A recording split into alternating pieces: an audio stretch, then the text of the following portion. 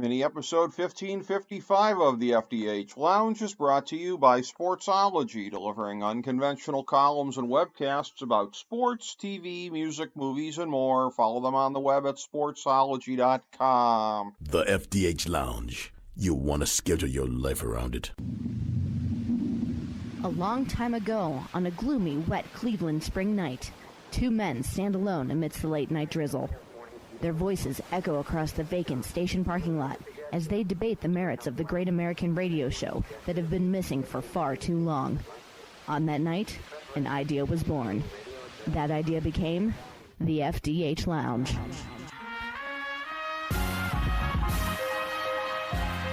Welcome to the FDH Lounge. Welcome to FDH Lounge mini episode 1555. This is FDH Managing Partner Rick Morris here with our preview of Yellowstone episode 5.6.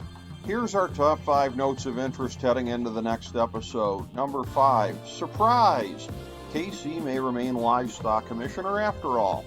His grieving process is even a bit slower than Monica's, it seems, and she surprisingly urged him to stick with the commissioner job.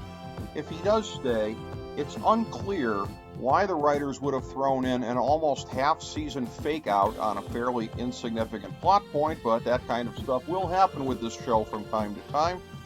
It's worth paying attention to Casey's state of mind, given that his uneasiness goes back to the whole Vision Quest thing at the end of last season, so his feelings of insecurity about being there for his family may stick around for a while. And as we noted last week, if Chief Rainwater goes back to being an adversary of John's, he could be capable of manipulating Casey for his own benefit.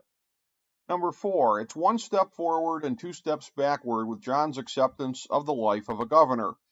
Last week, John was almost starting to become agreeable to the facts of life, but a little time back on his beloved ranch reinforced his strong sense of doing everything his way, right down to mashing all upcoming meetings into an afternoon at the ranch, and getting the media out there at the same time to use the branding trip to explain their way of life.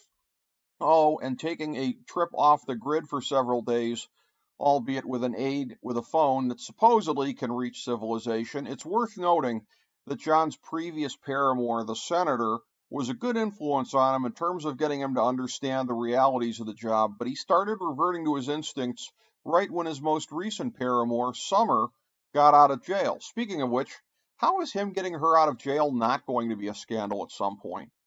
Number 3, Beth and Summer finally beat the piss out of one another. Frequently, this show, like Billions, will just flat out resemble the glamorous primetime soaps of the 80s like Dallas and Dynasty. This was one such occasion, much like when Sue Ellen might assault JR's floozy of the week, or Crystal and Alexis might have a catfight on the front lawn. Well, this catfight on the front lawn was bloodier than anything you'd see on network TV from decades ago, but Beth and Summer each have a real vicious streak to them. At the end, it almost seemed like they might have beat some respect into each other. Frankly, it would add an interesting and different element to the show if they did. Number 2, no follow-up from episode 5.4's 2 gigantic earthquakes. Beth finding out about Jamie's son, and Beth finding out about Jamie banging the market equities shark. Both of these secrets revolve directly or indirectly around her adopted brother's Wang. Wow, that's not too creepy. This show moves in circuitous rather than linear fashion when it comes to the bigger storylines, so it would probably be unrealistic to expect to see anything major about these ones on the next episode, with Beth out on the branding trip, and with a more logical point to readdress them, the mid-season finale coming up the next week. Number 1, something really bad's going to happen on the branding trip. Next week's preview was brief, but an apparent disaster ends up happening that will cause problems for John, as if he doesn't have enough storm clouds brewing. The Duttons may not be in the clear and present physical danger right now that they've had so often the past few seasons, but the potential problems continue mounting. Thank you for joining us for this mini episode of the FDH Lounge.